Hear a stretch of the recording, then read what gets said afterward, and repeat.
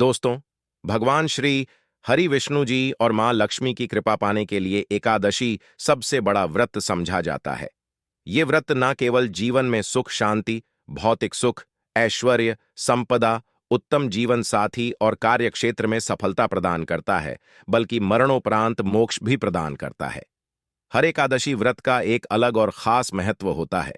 आज की वीडियो में हम बताएंगे गौ माता से संबंधित एक उपाय जिससे आपको मिल सकता है अक्षय यानी कभी न समाप्त होने वाला धन हासिल करने का वरदान। अगर हिंदू धर्म की माने तो ऐसी मान्यता है कि गाय की सेवा अगर निस्वार्थ भाव से की जाए तो घर में लक्ष्मी का वास होता है। वैसे तो युगों से चला आ रहा है कि गाय को हम कुछ ना कुछ खिलाते जरूर हैं। गाय को सनातन धर्म में लक्ष्मी स्वरूप भी समझा गया है। कहा जाता है कि गाय की सेवा करने से घर परिवार सुखी और संपन्न रहता है। जिस घर में गाय की सेवा निस्वार्थ भाव से होती है उस घर में लक्ष्मी जी की कृपा हमेशा बनी रहती है, और जिस घर में गाय की सेवा नहीं होती अचानक से किसी भी तरह की वहां पर विघ्न बाधाएं आती रहती है। वैसे तो कुछ लोग शहरों में भी रहते हैं, महानगरों में रहते हैं, तो वहां पर गाय संभव ही नहीं है, परंतु गाय को वहां पर भी रोटी जरूर खिलाई जाती है। परंतु कई बार गाय को खिलाने में कुछ भूल हो जाती है। तो कौन सी वो 3 चीजें हैं जो गाय को नहीं खिलानी चाहिए, आज हम आपसे इस वीडियो में साझा करेंगे। परंतु दोस्तों, उससे पहले आपसे रिक्वेस्ट करते हैं कि वीडियो को लाइक जरूर करिएगा, दोस्तों को शेयर कर दीजिएगा, और अगर आपने अभी तक चैनल को सब्सक्राइब नहीं किया है तो चैनल को सब्सक्राइब करके बेल आइकॉन जरूर दबाइएगा। दोस्तों, गाय के अंदर सभी देवी देवताओं का निवास समझा जाता है, तो आप सुबह जो पहली रोटी बनती है वो अगर गाय को खिलाते हैं तो देवी देवताओं का आशीर्वाद मिलता है। गाय को गुरु के साथ जोड़ा गया है, यानी गुरु ग्रह के साथ, बृहस्पति ग्रह के साथ। इसलिए गुरुवार के दिन गाय को रोटी पर एक चुटकी हल्दी डालकर खिलाएं तो सुख संपत्ति, धना, ऐश्वर्य बढ़ता है, दुष्ट ग्रह शांत हो जाते हैं। मानसिक रूप से परेशान है वो गाय को रोटी पर थोड़ा सा गुड़ रखकर खिलाएं तो सकारात्मक ऊर्जा आती है, टेंशन खत्म होती है, स्वास्थ्य अच्छा रहता है। और अगर आपको लगता है कि आपके सभी ग्रह खराब है तो ऐसे में गाय को पहली रोटी रोज खिलाएं, सभी ग्रह धीरे धीरे शुभ हो जाएंगे। कभी कभी जीवन में लंबे समय से कोई शुभ मंगल कार्य नहीं हो रहे होते, तब ऐसे आप गाय को रोटी खिलाएं, गाय के मस्तक को छूकर अपनी मन्नत कहें, प्रणाम करें, पैर छुएं तो आपकी मन्नत जरूर पूरी होगी। तो ये था गाय को आप क्या खिलाएं उसके बारे में, परंतु गाय को क्या नहीं खिलाना चाहिए अब हम वो जानते हैं। गाय को रोटी तो हर कोई खिलाता है, अब ये रोटी बासी बिल्कुल भी नहीं होनी चाहिए। यानी कि एक दिन पहले की जो रोटी बनी रहती है और आप दूसरे दिन सुबह सुबह खिला देते हैं, वो नहीं खिलानी। कई बार आप रोटी बना लेते हैं और उस दिन गाय मिलती नहीं तो रोटी रखी रह जाती है, फिर वो अगले दिन गाय को खिलाने से गाय का अपमान समझा जाता है, वो रोटी बासी कहलाती है। इसलिए गाय को एक दिन पहले की बची हुई रोटी कभी नहीं खिलानी चाहिए। सड़ी गली चीजें, खराब चीजें गाय को मत खिलाइए, इससे घर में परेशानी आती है।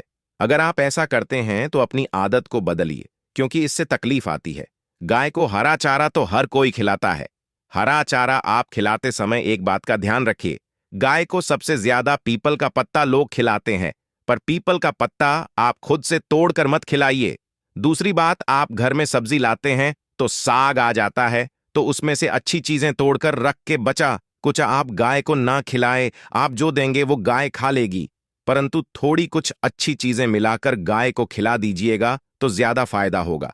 गाय को दूध नहीं पिलाना चाहिए। आप दही चावल खिला सकते हैं, परंतु दूध ताजा हो या बचा हुआ भूल कर भी गाय को मत पिलाइए।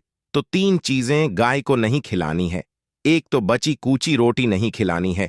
कोई भी अनाज बच जाए उसे दूसरे दिन गाय को नहीं खिलाना है। जैसे चावल बच जाता है, रोटी बच जाती है, और अगर चारा खिलाते हैं उन्हें तो सड़ा गला मत खिलाइए। और अगर खिलाते हैं कोई चीज तो उसके साथ कुछ अच्छी चीजें मिला लें, और गाय को दूध भी नहीं पिलाना है। ये चीजें बिल्कुल भी नहीं खिलाएं, नहीं तो घर में गरीबी आती है। माता लक्ष्मी आपके घर में वास करना छोड़ देती है। 84 लाख योनियों के सफर करके आत्मा अंतिम योनि के रूप में गौ का रूप धरती है। गाय लाखों योनियों का वो पड़ाव है जहां आत्मा विश्राम करके आगे की यात्रा शुरू करती है। दोस्तों, का कोई अपशगुन नहीं होता है। जिस भूभाग पर मकान बनाना हो वहां पर अगर आप 15 दिन के लिए गाय और बछड़ा बांध देते हैं तो वो जगह पवित्र हो जाती है। भूभाग से बहुत सारी आसुरी शक्तियों का नाश हो जाता है, क्योंकि गाय में सकारात्मक ऊर्जा का भंडार समझा गया है। गाय का मार्ग रोकना, अगर आप कहीं भी जा रहे हैं और गाय माता आपका मार्ग रोक दें, तो ये बहुत ही शुभ समझा जाता है। गाय और का दर्शन एक साथ आपको हो जाए तो आपकी सफलता का प्रतीक समझा जाता है। अगर आपके घर के आसपास गौ घूमती रहती है, तो इसका मतलब है कि आपके घर से काफी सारे संकट अपने आप ही दूर होने वाले हैं और समृद्धिपूर्वक जीवन आपको मिलता है। गाय के समीप आप अगर जाते हैं तो संक्रामक रोग, कफ, खांसी, सर्दी, जुकाम आदि का ग्रेजुअली अपने आप ही बिना दवाइयों के भी नाश हो जाता है। आपको गाय अचानक से पूंछ मार देती है तो ये बहुत ही शुभ संकेत समझा गया है। और काली चित्तकबरी गाय का ऐसा करना तो और भी ज्यादा शुभ समझा गया है। पंचगव्य जो होते हैं वो कई रोगों में लाभदायक है। पंचगव्य क्या क्या हुए? गाय के दूध, दही, घी, मूत्र और गोबर, इन सभी को शरीर के रोग निरोधक क्षमता को बढ़ाकर रोगों को दूर करने वाला समझा गया है। ऐसा कोई रोग नहीं है जिसका इलाज पंचगव्य से नहीं किया जा सकता। आज के समय में लोग गौ माता की पूजा करने के बजाय, उनका सही उपयोग करने के बजाय उनको काट कर मारकर खाना ज्यादा पसंद करते हैं। बुरा लगेगा शायद, पर यह सच है। और गाय को रोटी देने से न केवल सुख समृद्धि की प्राप्ति होती है, बल्कि बरकत भी होने लगती है।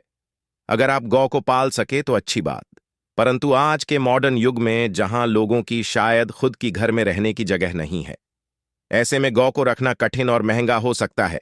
ऐसे में आप गौ को रोटी दें। कम से कम रोटी देकर के आप सुख समृद्धि को हासिल कर सकते हैं। आपके घर में बरकत होने लगती है। हमारे बुजुर्ग हमेशा से कहते आए कि गाय को रोटी खिलानी चाहिए, परंतु समय स्थिति के चलते गाय की सेवा हर कोई नहीं कर पाता।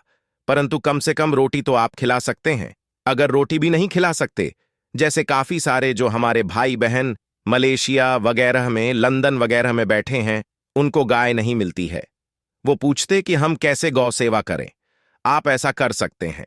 आप गौ के नाम के पैसे निकालते जाएं और फिर आप चाहें तो कभी इंडिया आएं तो आप गौशाला में दान दे दें, या फिर आप चाहें तो वहीं पर किसी गरीब को गौ के नाम की रोटियां खिलाएं। किसी भी अनाथ आश्रम में चले जाएं, किसी वृद्धाश्रम में चले जाएं, किसी भी दूसरे सफेद पशु को आप भोजन कराएं। ये भी आपके लिए बहुत अच्छा होने वाला है। कम से कम रोटी जरूर खिलाएं। हमारे देश कई जगह देखा गया है और कई लोगों का प्रश्न आता है कि हम झूठी रोटी गाय को देते हैं, क्या ये सही है या गलत है? हम झूठा खाना, बचा हुआ खाना गाय को खिलाते हैं, यानी जो बच जाता है वो गाय के हवाले कर दिया जाता है। तो आपको बता दें दोस्तों, रामायण काल में गौ माता को एक श्राप मिला था। उसी की वजह से आज उनके साथ ऐसा हो रहा है। उसी श्राप की वजह से गौ माता में देवी देवताओं का वास, बाद भी उनको झूठा खाना पड़ता है।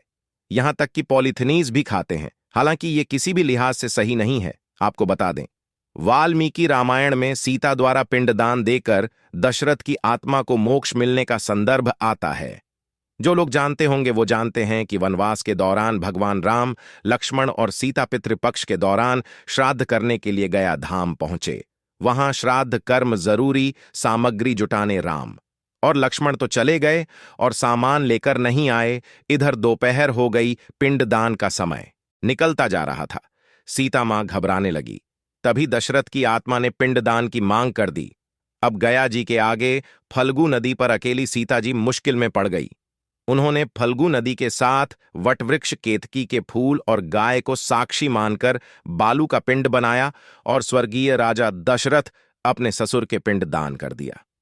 थोड़ी देर में भगवान राम और लक्ष्मण जब लौटे तो उन्होंने कहा कि समय निकल जाने के कारण मैंने पिंडदान कर दिया, बिना सामग्री के। पिंडदान कैसे हो सकता है? इसलिए राम जी ने सीता मां से प्रमाण मांगा। तब सीता माता ने कहा कि जो फल्गु नदी की रेत है, केतकी के फूल हैं, गाय हैं और वटवृक्ष है, जो मेरे द्वारा किए गए श्राद्ध कर्म की गवाही दे सकते हैं। इतने में फल्गु नदी, गाय और केतकी के फूल तीनों इस बात को मुकर गए। उन्होंने कहा, सीता मां झूठ बोल रही है, सिर्फ वटवृक्ष ने सही बात कही। तब सीता जी ने दशरथ का ध्यान करते हुए उनसे ही गवाही देने की प्रार्थना करी। दशरथ जी ने सीता मां की प्रार्थना को स्वीकार करके घोषणा की कि ऐन वक्त पर सीता ने मुझे पिंडदान कर दिया। इस पर राम आश्वस्त हुए, परंतु तीनों गवाहों द्वारा झूठ बोलने पर सीता जी उनसे क्रोधित हो गई और उन्हें श्राप दिया फल्गु नदी से कि जा, तेरा नाम सिर्फ नदी रहेगा, परंतु तुझ में पानी कभी नहीं रहेगा। इस कारण आप भी जानते होंगे। जो लोग जानते हैं, फल्गु नदी आज भी गया में सुखी ही रहती है। गाय को श्राप दिया कि तू पूज्य होकर भी लोगों का झूठा खाएगी, और केतकी के फूल को श्राप दिया कि तुझे पूजा में कभी नहीं चढ़ाया जाएगा। वट वृक्ष को सीता मां ने आशीर्वाद दिया कि उसे लंबी आयु की प्राप्ति होगी और दूसरों को छाया करेगा, तथा पतिव्रता स्त्री तेरा स्मरण करके अपने पति की दीर्घायु की कामना करेंगी। यही कारण है कि गाय को आज भी झूठा खाना पड़ता है। केतकी के फूल को पूजा से निषिद्ध बताया गया है। फल्गु नदी के तट पर जल नहीं है। सीता कुंड में पानी के अभाव में सिर्फ बालू या रेत में पिंडदान किया जाता है। दोस्तों, शास्त्रों के मुताबिक गौ माता में सारे देवी देवता निवास करते हैं। 35 कोटि देवी देवता और पितृ का निवास होता है। अगर आप भी मंदिर में नहीं जा सकते, पूजा पाठ नहीं करते हैं, कहीं जाकर के ग्रह दोषों का उपाय नहीं कर सकते हैं, तो आपको गाय को एक रोटी जरूर खिलानी चाहिए। हमेशा कहते हैं, पहली रोटी गाय की अगर आप भी खिलाते हैं तो दुनिया के सारे सुखों को हासिल कर सकते हैं। आपने अक्सर ही सुना होगा कि रसोई में पहली रोटी जो भी बने गाय को दे देनी चाहिए। हर रोज गाय को एक रोटी देने से आपके जीवन के सभी दुख दर्द दूर हो जाते हैं। खाना बनाते हमेशा पहली एक रोटी गाय की निकाल दें। इसके बाद ही परिवार के बाकी सदस्यों के लिए आपको रोटियां सेकनी चाहिए। कोशिश करनी चाहिए कि गाय की उस रोटी में थोड़ा सा हल्दी मिला दें। इससे गाय को रोटी खिलाने का अपार फल हासिल होता है। अगर गुरुवार का दिन हो तो लोई ले लें। सने हुए आटे की एक छोटी सी लोई बना लें और उसमें हल्दी मिलाकर गाय को खिला दें। आपके जीवन में शुभता आती है, वैभव आता है, धन संपत्ति का वास होता है। आप जो भी हासिल करना चाहते हैं जिंदगी में, तो आप देखेंगे कि तुरंत आपको मिनटों में वो हासिल हो जाता है। इसी तरह से आपको नमक का एक उपाय बताते हैं। नमक क्या है? नमक के बिना तो हर स्वाद अधूरा है, और साथ ही साथ अगर नमक ना हो, जीवन में तो स्वादहीन हो जाता है। जितना हम खाने में नमक को इंपॉर्टेंट मानते हैं, उतना ही ज्योतिष में नमक को इंपॉर्टेंट ही समझा जाता है और इसे कर्ज की वस्तु समझा गया है। किसी का नमक खाने का अर्थ क्या होता है? उसका कर्जदार होना आपने सुना ही होगा। नमक का कर्ज अदा करना है। इसीलिए अगर आप जीवन को सुगम बनाना चाहते हैं, सरल बनाना चाहते हैं, तो नमक का एक आसान सा उपाय आपको आज हम बताएंगे। आप देखिए कि कितने आपको पॉजिटिव परिणाम मिलते हैं, और इतना आसान है कि इसके लिए आपको अतिरिक्त मशक्कत करने की कोई जरूरत नहीं है। आपको अपने घर में बनी सबसे पहली रोटी लेनी है और उस पर थोड़ा सा नमक रख दें। अब आप पूछेंगे कौन सा नमक रखें, तो सबसे बेस्ट है आप सादा नमक, डीली वाला नमक, सस्ता नमक जो भी है वो रखें। काला नमक नहीं रखना है, आपको सफेद नमक ही रखना है, तो नमक रख लें। और फिर इस रोटी को किसी कपिला गाय को आपको दे देनी है। कपिला गाय यानी सफेद रंग की गाय को आपको खिला देना है। अगर आपको यानी सफेद गाय नहीं मिलती है तो आप ये रोटी किसी भी गाय को खिला दें, मगर यदि आपको कोई ऐसी गाय दिख जाए, सबसे पहले सफेद गाय को ही खिलाना प्रिफर करें। आपको बता दें दोस्तों, ये उपाय आपकी हर समस्या को जड़ से दूर कर देता है। चाहे आपके घर में कोई बड़ी कलह हो, कोई पारिवारिक वाद विवाद हो, इस उपाय को करके आपके घर में सुख का वास होने लगता है। जो भी धन की कमी हो, बच्चों की पढ़ाई हो, करियर में सफलता हो, सभी मुश्किलें आपके जीवन की दूर होने लगती हैं। परंतु गाय को रोटी देते वक्त मन में ऐसा कोई भाव न लगाकर रखें कि हम रोटी खिलाते हैं या फिर हम बहुत बड़े दानी हैं। अन्यथा इस स्थिति में पुण्य फल की प्राप्ति होना संशय वाली स्थिति देता है। गाय को रोटी खिलाने से नियम से बरकत के अलावा आप देखेंगे धन संपत्ति में दिनों दिन बढ़ोतरी होने लगती है और आपके घर के ग्रह दोषों से आपको मुक्ति मिलती है। अगर आपके घर में धन की कमी है तो आपको ये उपाय जरूर करना चाहिए। किसी भी दिन करें। अगर सावन का पवित्र महीना है तो हर दिन शुभ है। आप जिस दिन चाहें उस दिन से कर सकते हैं, और आप देखेंगे इस उपाय को करने से आपके घर से धन की कमी बिल्कुल झट से दूर हो जाती है। तो ये उपाय आप जरूर कर लीजिए। आज के लिए बस इतना ही दोस्तों। अगर आपको ये वीडियो पसंद आया है तो वीडियो को लाइक करिएगा।